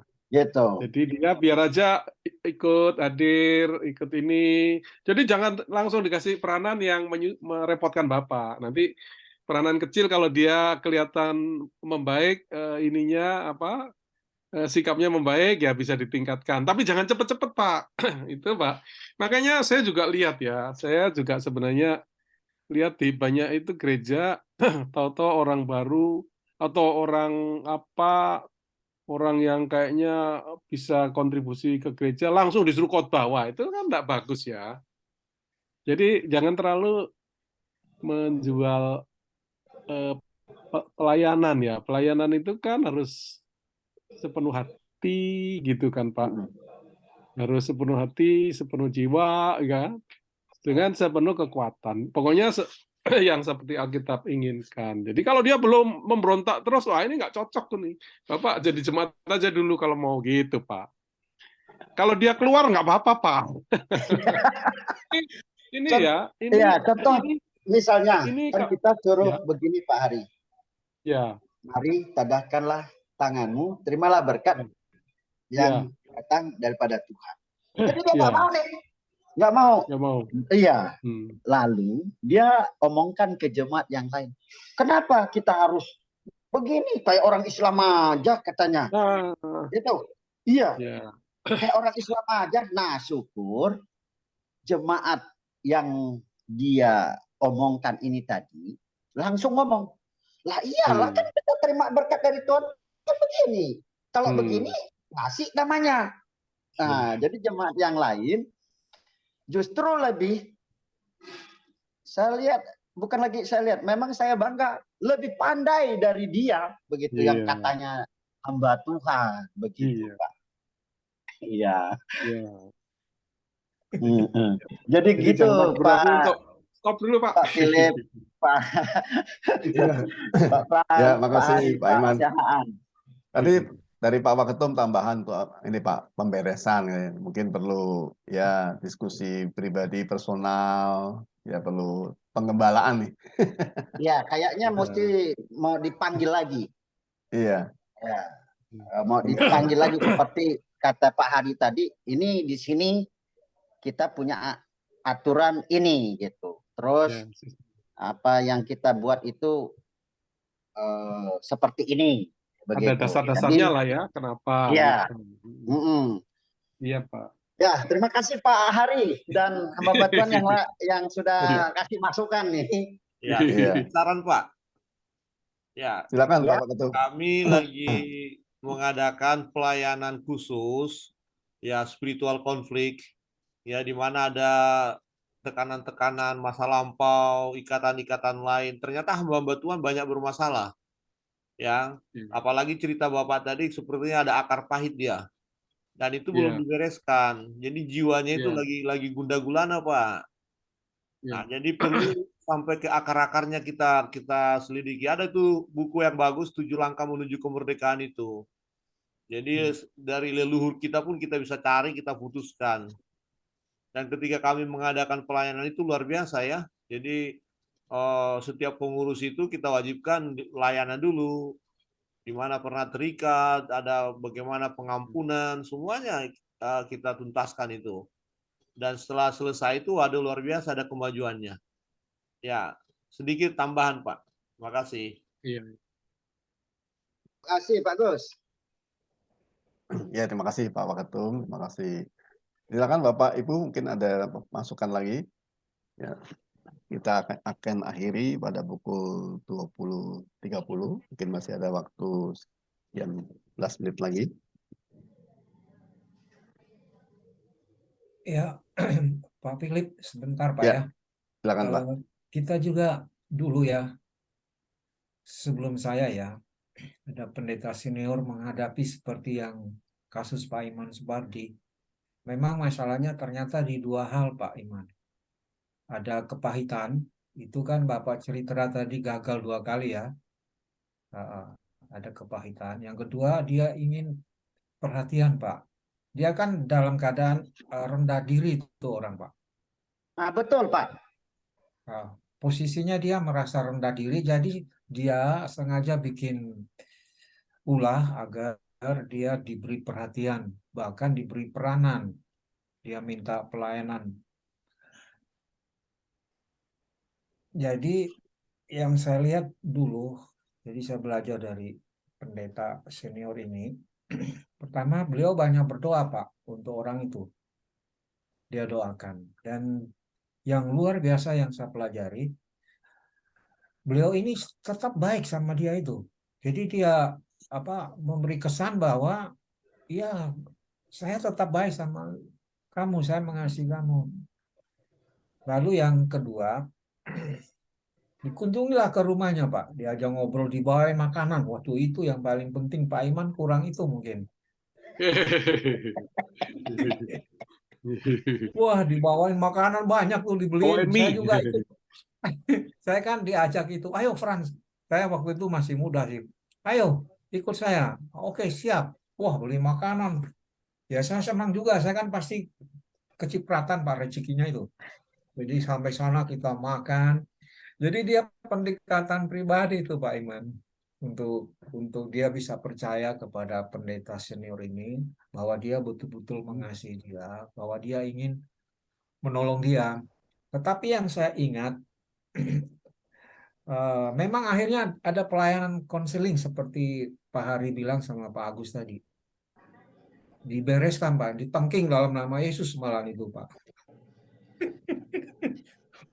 Roh pahit, kepahitan, dendam, amarah dalam nama Yesus.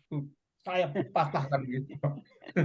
Ya, dia guling-guling itu orang itu, Pak, di lantai. Ternyata ada roh Ditendang dalam jahat. nama Yesus, Pak ya. Jadi tendang aja ya. Tetapi yang saya ingat pendeta senior itu bilang begini, Pak, mohon maaf ya, saya hargai Bapak sudah datang gereja, tapi saya minta dengan sangat, Bapak jangan merusak pelayanan di situ ya, di gereja gitu. Kesian kan kita setengah mati sudah membangun ini, jangan sampai karena ya kesalahpahaman Bapak kepada saya atau kepada siapa di gereja, lalu Bapak sengaja atau tidak akhirnya merusak pelayanan di sana. Saya mohon tolong Pak ya, jangan. Saya lihat ada perubahan juga Pak Iman sesudah Pak pendeta senior itu bicara. Jadi pendeta itu merendahkan dirinya.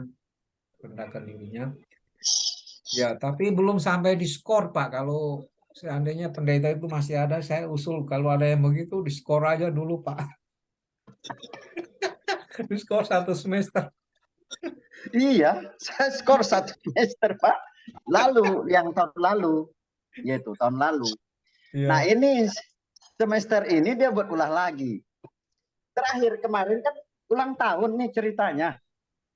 Yeah. Dia beberapa minggu belakangan ini, saya nggak tahu, setiap saya khotbah nih, belum selesai khotbah, dia keluar. Cut. Nanti udah mau dekat-dekat khotbah, selesai, masuk dia. Masuk. Udah 3 minggu berturut-turut. Nah, saya coba selidiki ke jemaat lain. Katanya, ya, katanya gitu, pergi jemput anaknya di gereja lain. Nah, di gereja lain. Yang saya rasa aneh, anaknya ini kan waktu di sini kita kasih tugas ini, tugas itu, nggak mau. Tapi di tempat lain, ku dengarkan nari lah apa segala macam di tempat lain. Nih. Jadi saya dapat info nih, kalau dia pergi jemput anaknya di gereja lain, gitu. Nah kemarin pas kan ulang tahun, ceritanya selesai, ini kan makan ini. Jadi jemaat yang lain ini duduk manis, diam, nunggu makan. Dia udah mau pulang. Udah mau buru-buru dia pulang. Nah, saya awalnya kan memang saya diam. Tapi saya kenapa kamu pulang? Masa ada makanan itu kamu pulang? Stop, tinggal dulu, makan dulu. Gitu, baru pulang. Nah, jadi dia standarkan lagi motornya, makan. Itu, makan. Nah, jadi tadi kalau Pak siapa suruh bawa makanan, iya, kasih Frans. makan, berbuat baik. Saya ini sudahlah berbuat baik, cuman mungkin belum sesuai dengan kemauan dia kali. Gitu. Belum sesuai dengan kemauan dia. Cuman saya tangkap tadi saran dari Pak Hari dan juga Pak Frans. Saya tangkap dua hal. Yang pertama itu saya akan panggil dan saya akan sampaikan aturan dan kebiasaan yang berlaku di gereja kita, gitu. Supaya dia jangan ngatur saya. Iya, betul. Gitu. Nah, dia tidak bisa mau atur saya ikut dia. Dia harus ikut saya. Gitu. Kalau kamu mau, oke, ayo kita di sini. Kalau kamu tidak mau, kamu pergi. Itu. Nah, itu Pak Pran. Lalu tadi ada saran yang sangat menarik dari Pak Frans. Nah, Pak Pran ajarin bagaimana hamba Tuhan tadi itu mendoakan dia, dan saya sudah doakan terus dia nih Pak. Gitu. Saya tangkap sepertinya saya harus agak rem dulu. Niat mau nyuruh dia pergi begitu, saya rem dulu, saya tahan dulu, mau lihat dia, karena memang saya sebenarnya sudah agak sedikit membiarkan dia selama ini kan, karena dia katanya hamba Tuhan, saya selalu mau ngangkat dia, ayo maju ke depan, duduk kamu, bahkan saya biasa suruh dia duduk di samping saya, begitu. Nah, selama beberapa bulan belakangan ini, saya biarkan dia mau duduk di mana terserah kamu, gitu. Saya biarkan. Jadi dia duduk di belakang sana, gitu. Di belakang, aku biarin, masa bodoh amat kau, begitu. Biasanya pelayanan apa yang Bapak kasih ke beliau? Awal-awal saya pernah kasih dia jadi ketua pemuda, tapi tidak dijalankannya, mundur. Ya, nah tadi Pak Hari singgung tentang kasih khotbah. Dulu awal-awal waktu dia gabung kira-kira beberapa bulan, saya pernah kasih dia khotbah, tapi memang khotbahnya ngawur. Kebetulan saya tidak ada memang, saya tidak ada. Tapi walaupun saya tidak ada, saya kan ada istri. Saya bilang nanti khotbahnya dengerin ya, dia ngomong apa, gitu. Gitu. Jadi tidak sembarang nih Pak Pran. Di sini khotbah tidak sembarang Pak Pran. Monitor istri. Ya, walaupun saya tidak ada, ya, khotbahnya yang di mimbar ini tersampaikan ke saya. Jadi saya tanya, dia tadi khotbah tentang apa? Pembahasannya apa? Itu. Nah, ternyata apa yang disampaikan tidak benar. Itu, tidak benar. Gitu. Jadi Pak, kalau dilihat baik keterampilan, kompetensi, ya khotbahnya kan tidak benar berarti kompetensi, dan karakter. Dua-duanya buruk, jadi jangan dipakai dulu Pak, dimuridkan dulu. Iya. Ya, dan mungkin Bapak punya lebih baik perhatian orang lain juga yang bisa dimuridkan. Ya lebih baik memulai dari orang yang karakter baik, keterampilan lebih mudah, ya kan Pak? Baik. Ya kan Pak? Tapi kalau orang ini kesan saya karakter nggak bagus, kemungkinan keterampilan juga nggak bagus, sehingga sebenarnya jangan menyusahkan Bapak, gitu. Baik Pak. Baik. Baik. Baik Pak. Baik. Jadi terima kasih sekali nih buat materi hari ini, itu Pak Philip dan bapak-bapak yang sudah kasih masukan buat saya. Iya, bagaimana berkomunikasi baik sebagai gembala kepada jemaat dan komunikasi kita antar sesama dan dengan pemimpin, dengan Oke, organisasi. terima kasih Pak Ya, Iman Pak sudah Philip, saya memberikan bahan serahkan diskusi. sama Pak Philip. Ya, mungkin Pak Agustiono ada yang mau disampaikan Pak? Silakan Pak Agustiono. Terima kasih, selamat malam, salam. Shalom, Saya Pak. tadi ya menyimak cukup diberkati apa yang disampaikan Pak Philip dan juga apa yang disampaikan oleh rekan-rekan tadi sangat memberkati. Tapi tadi Pak Ketum juga memberikan teknis cara kita untuk berkomunikasi. Cuma mungkin yang seperti Pak Paiman alami itu, dan mungkin hampir di setiap gereja itu ada model-model tipe-tipe orang yang karakter seperti itu, Pak. Dan kemarin kami juga sempat terganggu dengan satu orang yang tipenya itu mau ngatur gitu, Pak. Mau ngatur, mau nyalahkan pendeta, seakan-akan dia yang paling benar. Dan kemarin tipe orang yang kebetulan di jemaat saya juga ada, tapi ya puji Tuhan dia sekarang sudah keluar karena orangnya itu ya, Puji Tuhan udah keluar. ya sudah keluar itu udah puji Tuhan karena terus terang itu menguras tenaga, energi, pikiran kami juga kadang-kadang serba salah. Jadi orangnya itu maunya itu apa ya? Orangnya mau ngatur, emosional, gampang ngambek. Kalau sudah nggak cocok itu ngambek ya. Dulu udah pernah keluar, masuk lagi, keluar lah, sekarang keluar lagi. Jadi sekarang kami udah terang ya sempat kemarin mempengaruhi juga beberapa jemaat itu sempat pengaruh. Tapi ya puji Tuhan akhirnya ya dia yang keluar. Jadi kesimpulannya seperti yang disampaikan Pak Hari tadi, memang kita lebih baik fokus dengan orang-orang yang memiliki karakter, nilai-nilai hidupnya itu baik. Karena orang-orang yang seperti itu biasanya hanya akan menjadi benalu di gereja, walaupun mungkin dia punya kelebihan. Seperti yang disampaikan oleh rekan-rekan tadi, ya saya hanya memberikan kesimpulan bahwa ternyata bukan cuma saya yang menghadapi orang-orang seperti ini. Kan juga tadi ada, saya lihat Aiman juga.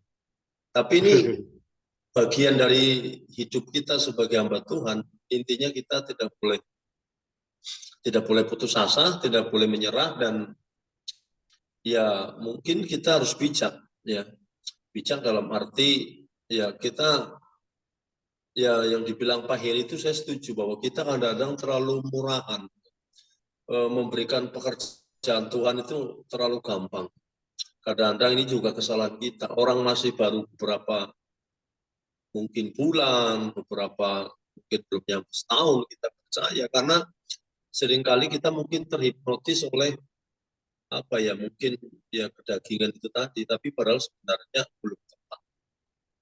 Jadi melalui renungan kepemimpinan malam hari ini ya saya diberkati dan terus terang kalau kita mau ngobrol sebenarnya mungkin sampai malam pun bisa, cuma mungkin waktu Pak. Jadi intinya terima kasih buat rekan-rekan, semangat untuk kita maju dalam pekerjaan Tuhan. Itu aja Pak. Terima kasih, salam.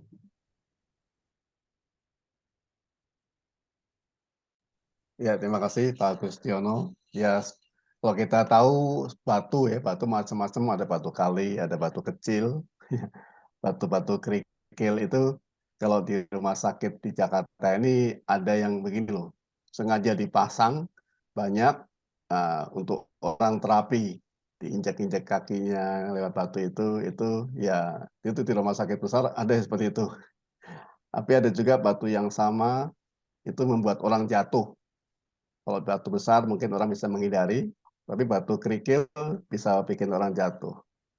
Batu kerikil kalau ada di kaos kaki, kadang-kadang di sepatu kita, ya itu ya. Nggak tahu bagaimana, tahu-tahu ada batu kerikil di sepatu. Itu kan kalau kita jalan ada kerikilnya di batu kan, di kerikilnya di sepatu kan jalannya kurang nyaman tuh ya. Jadi ada sebagian orang atau pada umumnya orang menyingkirkan batu kerikil yang ada di sepatu, seberapa kecilnya. Jadi batu kerikil itu ada yang menguntungkan, ada yang membuat orang jatuh, ada yang menyusahkan sehingga kita membereskan atau itu ya.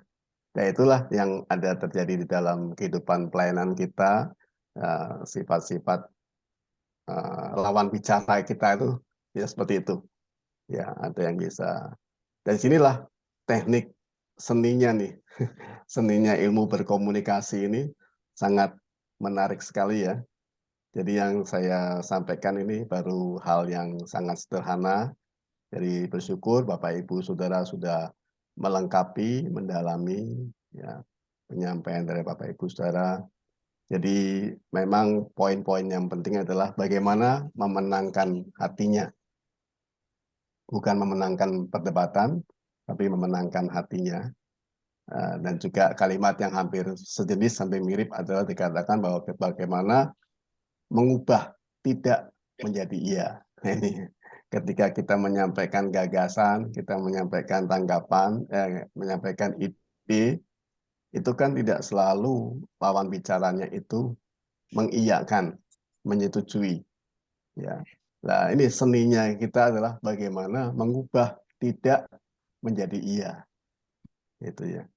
Bagaimana ide-ide saya bisa diterima, itu perlu diperhatikan juga level-levelnya, perlu diperhatikan juga bagaimana penyampaiannya, ya. Kemudian kepada siapa kita menyampaikan, itu semua perlu seni. Ya. Jadi saya mengutip kembali apa yang dikatakan oleh Jenderal Yongkok yang luar biasa, dikatakan bahwa kenali diri, kenali musuh, maka 1000 pertempuran, 1000 kemenangan. Jadi 100% tuh, luar biasa.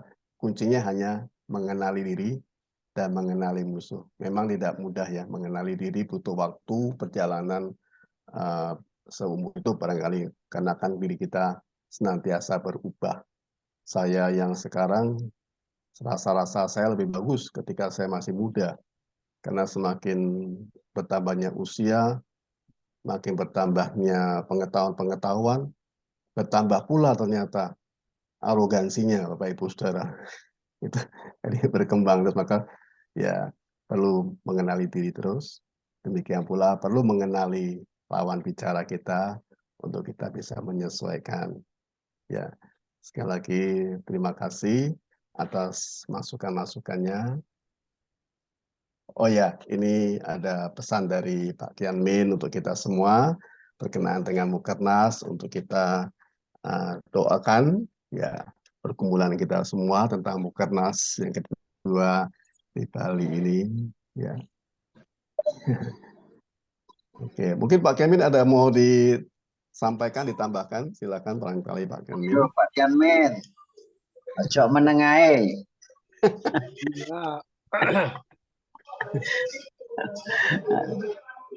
Aku lagi sambil bekerja. Oh, ini pakar komunikasi Pak Iman nih. Tidak, hanya pintar merayu aja. Tolong Bapak-Bapak, Saudara-saudaraku semua, tolong bantu agar acara Mukernas di Bali berlangsung dengan lancar. Ya, amin. Dari Sumatera, dari Kalimantan, harapannya nanti dari Papua dan juga dari NTT bisa ikut. Sehingga ke acara ini bisa menjadi silaturahmi kita setahun sekali. Ya, tolong siapkan diri kita masing-masing, harus sehat, sehat jasmani, sehat rohani, dan juga sehat kantongnya. Oke? Jadi kita bisa saling dukung dalam pelayanan kita. Amin. Terima kasih, cuma itu aja. Salam Amin. buat semuanya. Ya, makasih Pak Kanmin. Ya, jadi Bapak Ibu Saudara, kembali saya informasikan bahwa Pak Ketum ini seorang yang sangat piawai ya, sangat berpengalaman di dalam berkomunikasi, baik kepada level yang jauh di bawahnya ataupun level yang jauh di atasnya. Kita bisa belajar banyak dari Pak Ketum. Silakan bagi Bapak Ibu Saudara mungkin di dalam hal-hal tertentu ya ingin mendiskusikan kepada beliau karena ya sangat pengalaman, saya sangat banyak belajar walaupun saya baru bisa mengikuti mungkin 1%-nya juga belum ada Bapak Ibu Saudaranya. Ya. Nah, kita akan mengakhiri. Mungkin ada tambahan dari Pak Hari sebelum diakhiri Pak. Silakan barangkali Pak. Sedikit saja ya, itu kita masih ada satu sesi tentang manajemen gereja ya, manajemenlah gereja oleh Pak Daniel ya. Yuk. Sebentar ya, saya lihat catatan saya. Jadi kita sudah komunikasi, kemudian ada manajemen, ada ini satu lagi Pak dari Pak Aman. Ya, itu tentang ini. Judulnya sih Kepemimpinan Kristen di Era Digital. Kalau yang Pak Daniel, keterampilan manajemen seorang pemimpin. Nah, saya tidak tahu apakah tentang karakter Kristus itu mau ditambah satu sesi lagi, karena waktu itu Pak Ketum baru 2 dari 8 atau berapa karakter gitu yang beliau bahas. Ya, nanti saya tanya Pak Ketum lagi. Itu yang akan terjadi. Jadi kita doakan supaya sesi-sesi ini memberkati, ya sesi ini memberkati. Saya sendiri program saya masih ada satu lagi. Sebenarnya ini program yang lain itu adalah mengumpulkan statistik gereja ya. Itu di samping program juga adalah aturan di talak tager kita ya. Jadi itu mohon dukungan juga untuk isi sehingga Sinode MPH bisa mendapatkan masukan, mendapatkan data yang bisa dipikirkan, apa yang dianalisa lah, dilihat, dianalisa, kemudian dijadikan bahan untuk membuat strategi ya. Jadi itu sudah dikirimkan kan waktu itu pertanyaannya, tetapi belum semua menjawab ya, banyak yang belum menjawab. Terus tentang itu sudah diikuti dengan latihan statistik itu, memahami statistik gereja. Kemudian saya sudah menyampaikan 2 sesi di acara ini tentang disiplin rohani dan tentang goal setting pribadi. Nah, saya punya satu program lagi, mudah-mudahan bisa disampaikan pada kesempatan Mukernas, itu adalah membuat goal setting atau perencanaan gereja. Gereja itu saya pikir kalau bisa ini ya menolong untuk kita lebih berpikir ya dari sisi manajemennya gitu. Kalau dari sisi rohani kan kita berdoa mengandalkan Tuhan gitu ya, tetapi kan ada gereja penting sebagai pemimpin yang Tuhan berikan hikmat, penting kita juga membuat langkah-langkah strategis supaya gereja kita ini mencapai tujuan-tujuannya. Itu tujuan dari sesi goal setting untuk gereja itu. Itu Pak Philip. Ya, baik, makasih Pak Hari. Bapak Ibu Saudara, kita akan jumpa kembali di dalam bulan yang akan datang. Kita akan berdoa. Sebelumnya saya informasikan bahwa ini direkam nanti oleh Pak Ketum, akan di-share di grup untuk kita semua bisa mengingat kembali ya poin-poinnya, mungkin kita bisa diskusikan lebih jauh lagi. ya kita akan berdoa nanti minta tolong untuk Pak Agustiono, berdoa untuk ya kita semua berkaitan dengan komunikasi dan problem-problem yang ada di gereja, tentunya ya masing-masing memilikinya. Kemudian juga untuk didoakan Mukernas kedua, persiapan, pendanaan, dan lain sebagainya. Ya, silakan tuh Pak Agustiono berdoa. Baik, rekan-rekan satu pelayanan di Ikrimah berdoa. Bapa di dalam sorga, kami mengucap syukur dan berterima kasih malam hari ini melalui seminar kepemimpinan secara khusus. Pada malam hari ini tema bicara tentang bagaimana komunikasi jadi salah satu strategi yang penting untuk boleh menyampaikan pesan, misi, dan tujuan gereja sehingga boleh tercapai apa yang menjadi harapan dan tujuan. Terima kasih melalui seminar pada malam hari ini yang disampaikan oleh hamba-Mu Bapak Pendeta Philip yang sangat memberkati kami, dan juga tambahan-tambahan informasi dan masukan-masukan baik dari Pak Ketum, bahkan juga rekan-rekan, Pak Heri, Pak Pran, Pak Paiman juga yang menyampaikan. Terima kasih, sangat membekali kami untuk semakin bijak di dalam mengkomunikasikan misi Allah untuk menjangkau jiwa-jiwa supaya apa yang menjadi tujuan gereja dapat tercapai dengan baik. Terima kasih Tuhan, ternyata di dalam pelayanan ada banyak tantangan, hambatan, rintangan yang kami hadapi, dan tidak sedikit juga jemaat-jemaat yang seringkali memiliki karakter-karakter yang tidak sesuai dengan kebenaran firman-Mu. Bahkan ada banyak juga beberapa rekan-rekan yang sharing, ada beberapa jemaat yang seringkali menjadi orang-orang yang justru bukan taat dan tunduk kepada pemimpin.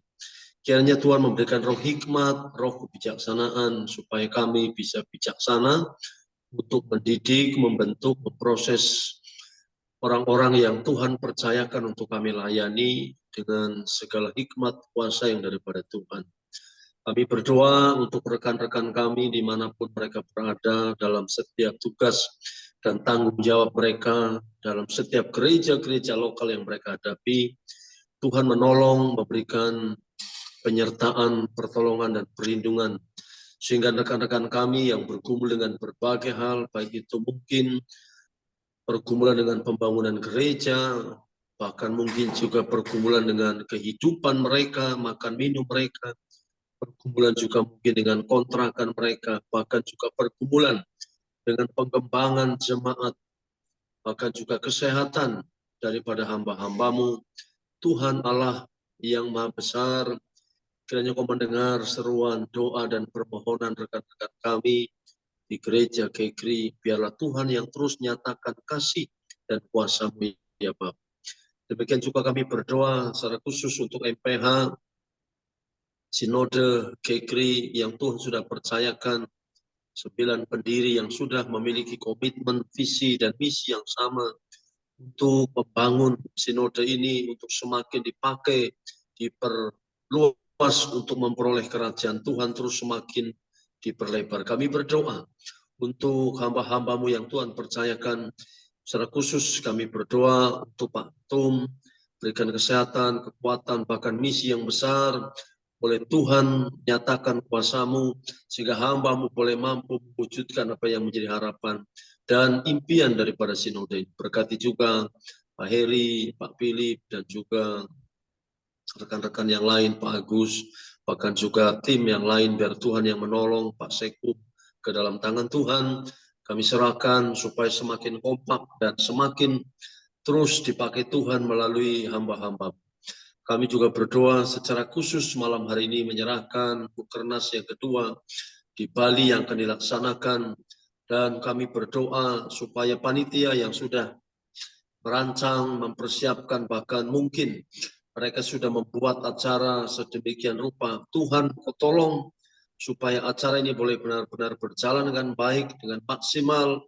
Bahkan kami berdoa juga hamba-hamba Tuhan yang akan hadir, baik dari Papua, Kupang, Sumatera, Kalimantan, bahkan di Bali, di Jakarta, di beberapa tempat, kiranya mereka diberikan kesehatan, bahkan juga dana yang dibutuhkan untuk mereka boleh berangkat mengikuti Bukernas yang kedua. Biar Tuhan yang campur tangan segala sesuatunya, bahkan dana yang dibutuhkan oleh panitia, juga Tuhan memberkati. Demikian juga pembicara-pembicara yang akan mengisi materi baik dari luar negeri, biar Tuhan yang menolong segala sesuatunya. Dan kami percaya melalui Bukernas ini akan mempersatukan kami, hamba-hamba Tuhan yang tergabung di KKRI, untuk semakin solid dan semangat untuk terus menjadi pemberita-pemberita Injil, dan terus dipakai Tuhan secara luar biasa. Terima kasih Tuhan, kami bersyukur, kami berterima kasih malam hari ini untuk pertemuan seminar yang luar biasa. Bahkan masih ada session-session lain, kiranya itu akan memberkati dan membekali kami semua. Terima kasih seluruh rekan-rekan yang sudah ikut terlibat pada malam hari ini. Tuhan menolong memberkati, bahkan yang mungkin tidak bisa hadir oleh karena halangan lain, Tuhan memberkati. Terima kasih, kami akhiri kegiatan kami pada malam hari ini dan beristirahat. Tuhan menolong, dan kami berdoa di dalam nama Bapa, Putra, dan Roh Kudus, di dalam nama Tuhan Yesus Kristus, sumber berkat, sumber damai sejahtera, kami berdoa dan bersyukur. Amin. Amin.